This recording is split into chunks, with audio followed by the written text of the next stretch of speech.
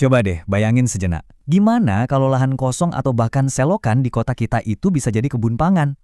Nah, hari ini kita bakal ngebongkar sebuah ide revolusioner yang mewujudkan hal itu. Dan ini bukan pertanyaan iseng loh. Ini adalah kunci buat ngebuka potensi luar biasa yang sebenarnya ada di depan mata kita setiap hari. Di sudut-sudut kota yang mungkin selama ini kita anggap nggak berguna.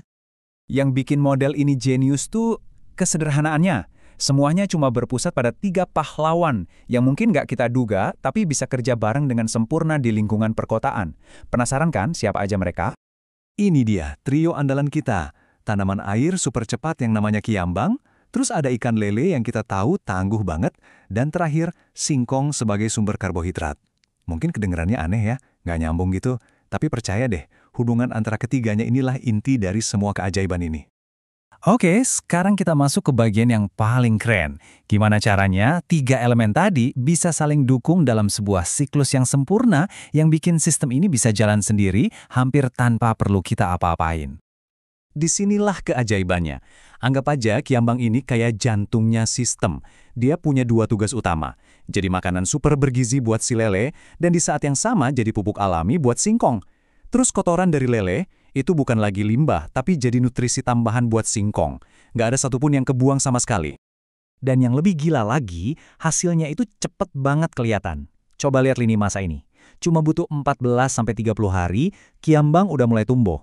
Sebulan kemudian, kita udah bisa panen kiambang untuk pertama kali, sambil mulai tanam lele dan singkong. Lele siap dipanen dalam 4-6 bulan, terus singkong di 9 bulan. Nah, tapi lihat bagian terakhir itu. Ini nih yang mengubah segalanya. Betul, Anda nggak salah baca. Selamanya. Bayangin, setelah panen pertama, kiambang ini jadi semacam pabrik pakan dan pupuk pribadi kita yang nggak pernah berhenti produksi. Setiap 2-4 hari bisa dipanen. Ini adalah mesin keberlanjutan yang sesungguhnya. Sampai di sini, mungkin ada yang mikir, oke, sistemnya keren, tapi kenapa harus di kota? Nah, disinilah letak kejeniusannya. Ternyata, beberapa masalah yang identik sama kota justru jadi kekuatan terbesar dari model ini. Perbandingan ini ngejelasin semuanya. Pertanian biasa kan butuh lahan luas, air bersih, sama pupuk beli. Model ini justru pakainya lahan terbengkalai, mendaur ulang air limbah dari selokan, dan bikin pupuknya sendiri. Bahkan, karena lokasinya di tengah kota, jadi terisolasi dari hama sawah, jadi nggak perlu pestisida. Jadi, masalah-masalah di kota, malah jadi solusi di sini.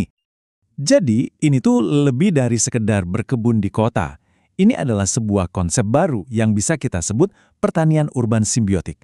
Sebuah ekosistem cerdas di mana kota dan tanaman itu nggak cuma hidup berdampingan, tapi benar-benar saling menguntungkan. Terus, apa artinya semua ini buat masa depan kota kita? Kalau model ini bisa diterapin gede-gedean, dampaknya, wah, bisa luar biasa banget. Manfaatnya itu nyata dan relevan banget buat kita semua.